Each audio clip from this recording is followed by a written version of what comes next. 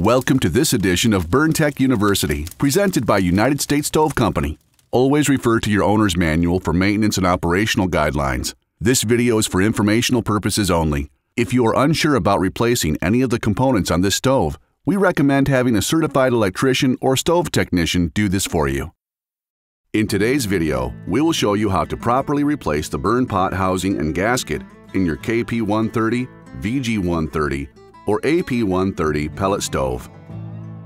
For this replacement, you will need a ratchet and a 3/8" socket. 1. Before you begin, allow the stove to go through the shutdown process. Once it's cool and all components have turned off, unplug the stove. 2. Open the front door of the stove.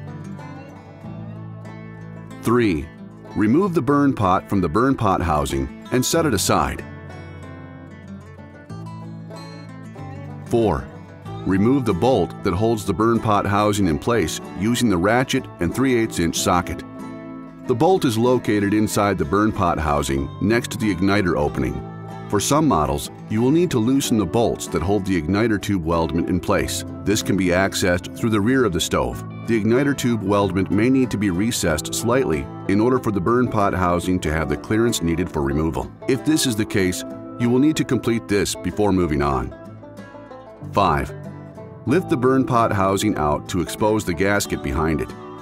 Now would be a good time to empty out the ash cleanouts. There are 2 access panels located on either side of the Burnpot housing. Simply loosen the bolts that hold the panels in place, then slide them up to access the openings. 6. Carefully pull the old gasket off the back of the firebox and wipe away any debris that may be behind it. 7. Place the new gasket so that the openings for the air intake and igniter line up with the openings in the gasket. 8. Place the new Burnpot housing inside the firebox and position the gasket behind it so that it is even.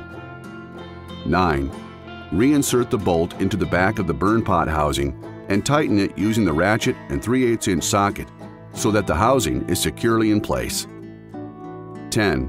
Reinsert the Burnpot into the Burnpot housing.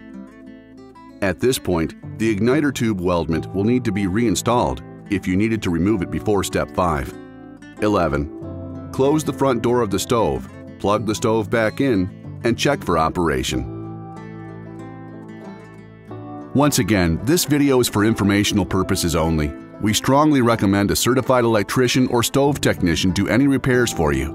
If you need further assistance or have any questions, please visit us at www.usstove.com or give us a call at 1-800-750-2723.